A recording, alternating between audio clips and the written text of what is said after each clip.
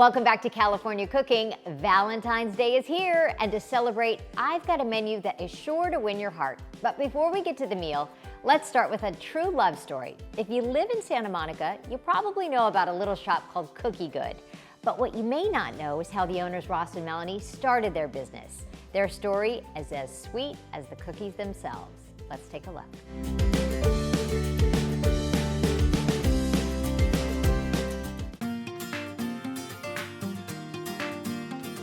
Hi, I'm Melanie. And I'm Ross. And we're the owners of Cookie Good.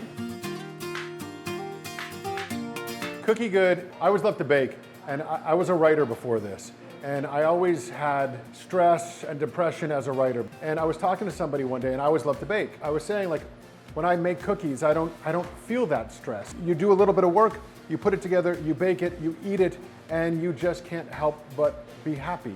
And I said, I wish I felt cookie good about my writing. And that's how we got the name Cookie Good. And there's a tagline, it's how you want to feel, because we really do think that having a cookie taps into something more than just eating. I think it gets to memories, and a lot of our things are nostalgic. That first bite of a cookie and it brings you someplace else, it's how you want to feel. Well, actually, it was my idea to do the business. Which is a shock. Which is a shock. So the writer's strike happened in 2007, and it just wasn't ending. And I was home with the kids, they were still little, and Ross couldn't sell anything, so we had no income, and I'm the one who pays all the bills, so I was starting to get stressed out, and finally I looked at him one day and I said, we gotta do something. So our friends were always begging him to bake because they loved what he did and wished they could buy cookies for gifts and things. So they said, please do that. So I looked at him and I said, I think we have to start making cookies, and I don't care if somebody wants to give us a nickel for a cookie. We're so desperate for income. Let's just try it. And I can't believe I'm saying this, but let's start it in the house. So we started baking, and I suddenly was doing dishes at 2 in the morning and realizing I was probably an idiot for coming up with that idea. Well, the joke is the strike ended like a week later. Yeah, like a week later. And so then Ross was back to writing and baking and writing and baking, and he'd go to Starbucks to write, and he'd get a phone call thinking it was notes from his agent, but it was the agent actually calling to ask him for cookies. So he would call me and say, turn on the oven, I'm coming home, and he'd come home and he'd start making dough, and we'd be baking and scooping dough all night, and you know, it was crazy, but we did that for 3 years in the house. Suddenly we were on a blog called Daily Candy, which in those days was a big deal. And so when we were on that, we started getting calls from strangers. Initially, we were outed. Initially, we were baking for friends, or then it was friends of friends. And once it was out and it was strangers, we thought we can't bake at home anymore. So we looked for a commercial space. And we found this place. We loved it as soon as we saw it. Making people feel cookie good is a pretty great thing. Watching people eat the cookies is really satisfying. Yeah. I mean, that really is a great thing. And not only seeing how much people love the cookies, but really I think the biggest blessing of the shop is just getting to know the customers. We have made so many good and close friends since we've been here for 10 years. The cookies they're nostalgic, and they're based on some of our favorite desserts. I love breakfast cereal because I couldn't eat it as a little kid. So now that I'm a grown-up, I can do whatever I want. So we always have a cereal flavor. Everyone has a different kind of cookie. Our cookies are really nicely sized so that it's not too much of a commitment. You can eat the whole thing and not feel too bad about it, or if you want to get a bunch of flavors and break off pieces and share them and try different things, that works too. And our cookies are kind of crispy on the outside, chewy on the inside. Like Ross was saying, they're baked on desserts and things that are his favorite things to remind him of his childhood. So we have cookies based on pies and cakes and donuts and New York crumb cake in honor of my New York roots. So when you're eating them, you kind of feel like you're 6 years old again. On our second date, I wanted to do something special. We went to the Real Inn, which sadly is now gone because of the fires in Malibu and PCH. I surprised her after we had our dinner with a little box of brownies and some cold milk and a blanket. We walked across PCH. Ran across PCH safely. And I gave her this little box of brownies and cold milk. And it was the cheesecake brownie. And I have to say, it's still my favorite of all of his brownies and even cookies that he made me, but it was so unexpected, and very romantic, and I couldn't believe he was such an amazing baker. And I knew that I won the jackpot.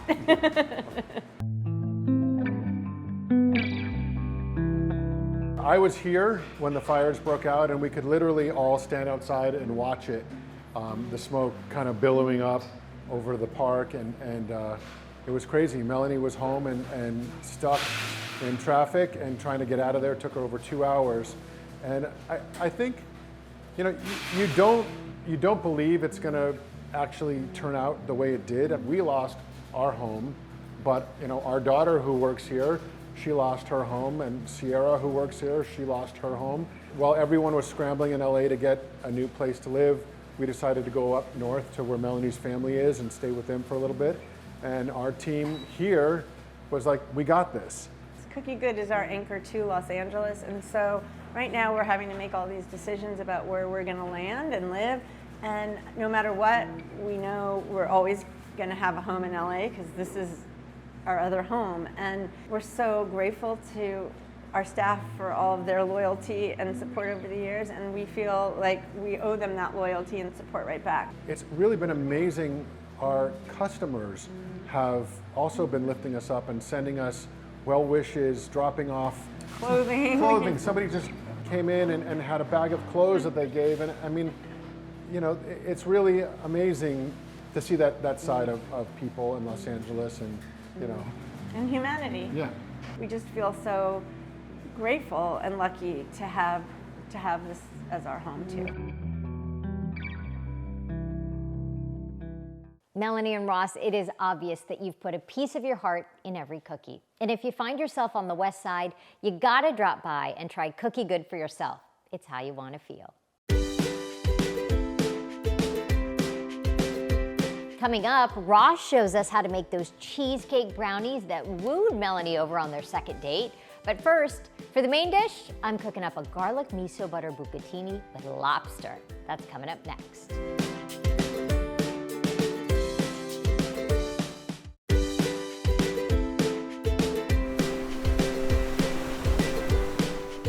Lobster is one of those things that I only make on special occasions. This Valentine's Day, I'm pairing it with a garlic miso butter bucatini.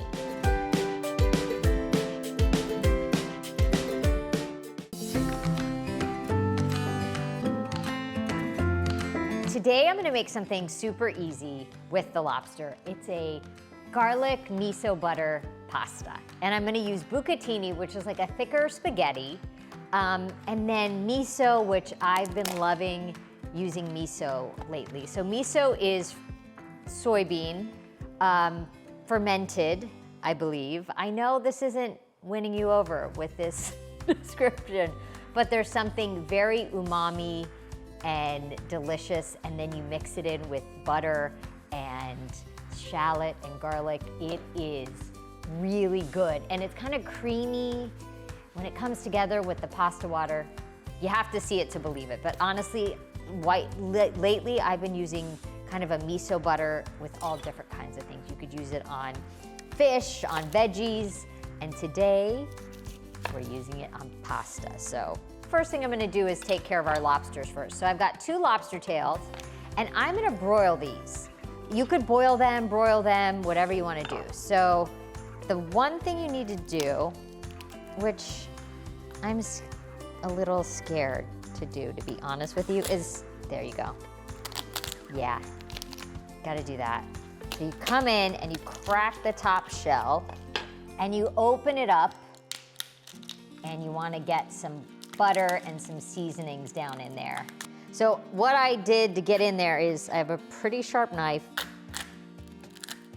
and I just get in there. And then broiling sometimes will, I think in a way, add more flavor, whereas boiling something can waterlog it a little bit. Let's open it up. Okay, there. I'm gonna get some butter, salt and pepper. Get a little butter in there. I'm gonna just chop it into little bits, kind of tuck it in there. So a little pepper, and this is going in the broiler, I would say somewhere around 8 minutes. While our lobster broils and our water is boiling. I'm gonna just dice up some shallot. 1 shallot is plenty. It's a mild oniony flavor, kind of give us a base for our sauce. And this is something I think a little different too. For a holiday, a couple of cloves of garlic. All right, a pretty fine fine chop on the garlic. You want everything to just kind of melt into the sauce. And that's kind of all we need right now. Let's go back and boil up our pasta and make our sauce. Okay, this is the bucatini I was telling you about. See how it's a little bit textured on the outside and it's thicker than spaghetti. So I've got a big pot of boiling water. Hit it with salt. You want your pasta to be flavored. This takes 10 to 12 minutes. Let's check on the lobster. Okay, I think that looks good. Easy, done. Now to our sauce. So while this is so fast that while your pasta is cooking, we can make our sauce. I'm gonna add about a half a stick of unsalted butter. A little decadent, but it is lobster, you know. And Valentine's Day, so let's go nuts. And as the butter's melting, we are going to add our garlic and our shallot. And you don't wanna brown them, you just wanna soften everything. And then we're just gonna let that gently cook. Now I've got organic mellow white miso. I'm gonna put about 2 tablespoons in. You want enough where you're gonna taste it. So sometimes I play with this where I add this much and then when I taste the sauce, if it's not enough, I'll add more. And you kind of wanna melt this into the butter. And then I'm gonna add pasta water at some point and that will kind of bring everything together. Got our little lobster tails, and you could serve them in the shell with the pasta next to it and a beautiful way to serve it. I'm gonna take it out, just to make it easier to eat. And I'm just gonna cut it into nice chunks. And then the other thing I wanna do, a little bit of lemon while it's warm. Okay, so I've got the heat back up on my pan. Our bucatini is a little al dente still, but that's good because we're gonna continue to cook it in the pan and get all the flavors kind of melded together. And then I've got a cup right here, and I'm gonna add in some of our pasta water. And that really helps make a sauce with your pasta. So you wanna stir it around, you wanna get all that miso kind of melted into the pasta. I'm standing back because I keep splashing myself. The miso starts to melt in that liquid. I did not really add much in the way of salt. Now might be, and you keep adding, like you see, you want it to be nice and saucy. Our pasta water was pretty well salted. Okay, off. A nice hit of pepper on top of there. I want that last half of my lemon going in there, and we are ready to plate. It is time to plate our pasta and our lobster. So I just have a shallow bowl. Well, you know, you do see how in the restaurants, they do these really pretty like twirls, but I can't do that. Who am I joking? Who am I kidding? And then you can see how saucy, and even if things start to not stay saucy, you can always add a little more of the pasta water. I'm gonna sprinkle on a little bit of scallion, very thinly sliced, some black sesame seeds, as a little topper. And then our beautiful lobster that I'm just gonna kind of nestle in there. Look at that, huh? Does this not look special? A little more lemon, pasta is served. Since Ari's not here to enjoy my Valentine's Day meal with me, I have to just sneak a little taste here. It looks so good and smells good. The lobster goes perfectly with this. And it's different. It's not your usual pasta that you'd have on a Tuesday night, so it makes it seem a little extra special. I hope you try it.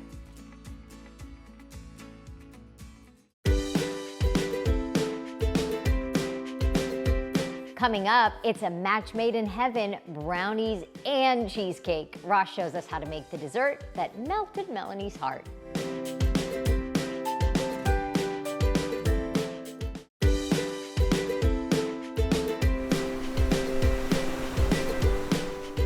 They're the cheesecake brownies that changed the course of Ross's life forever. Not only did they help him win Melanie over, they also helped put Cookie Good on the map.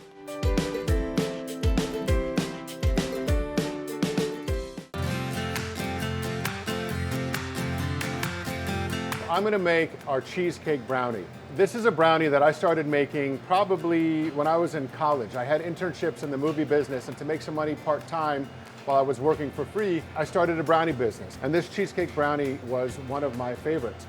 And the reason I'm making it now, because it's Valentine's Day, is this actually is the item, I think, that got Melanie to fall in love with me.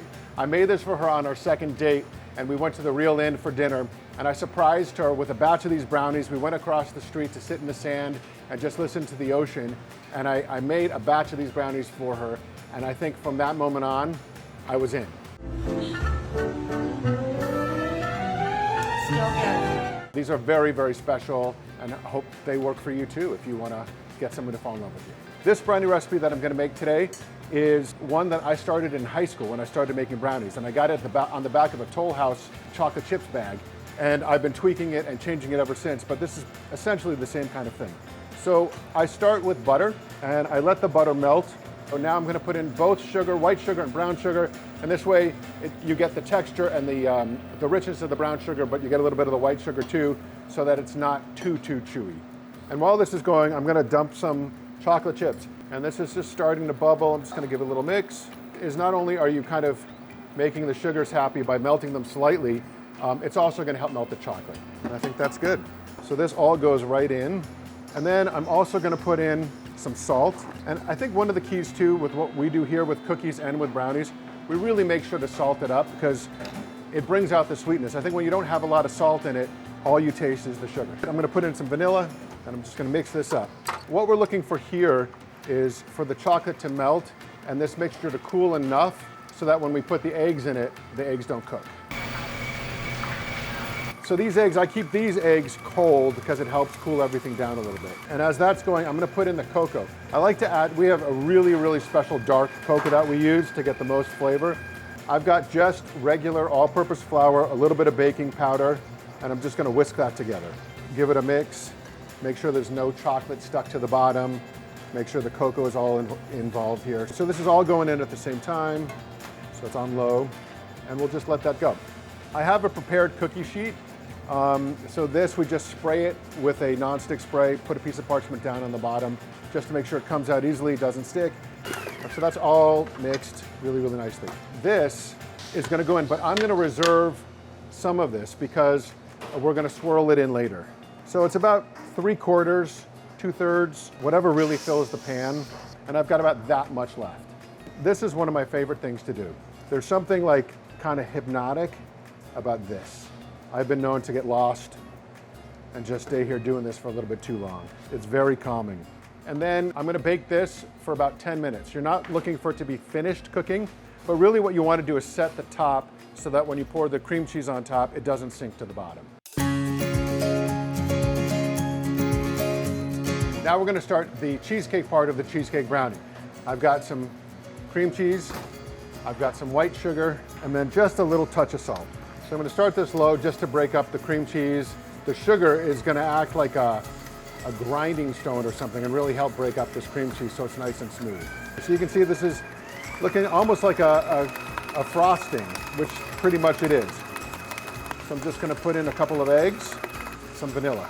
This gets a little bit more vanilla because it really helps the flavor. The other thing I'm going to do is I'm going to put a little bit of hot coffee into my remaining brownie batter because what I want it to be the same consistency as this so that when I swirl it, you don't have big lumps of brownie. It's all gonna get mixed in really well together.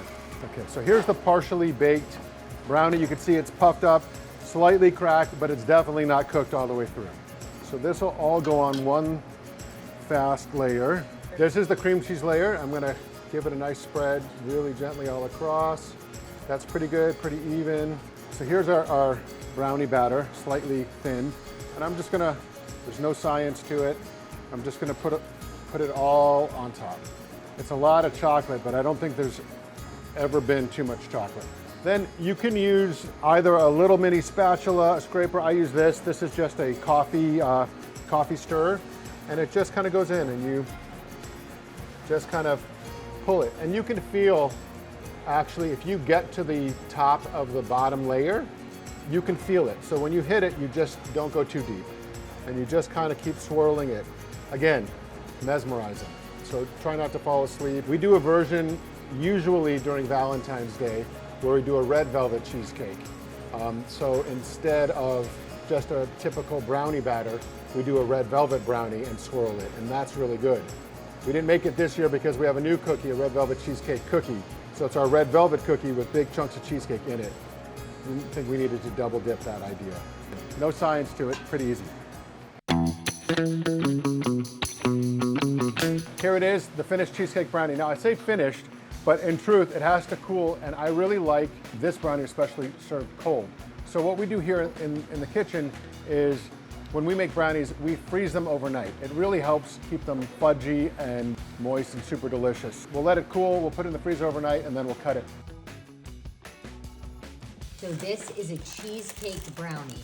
I love cheesecake. See what's happening I there. love cheesecake. Oh my gosh. I don't know what. That's good. What do you think, Theo? And really yummy. Oh, it's fudgy. It's gooey. Eat that, eat that.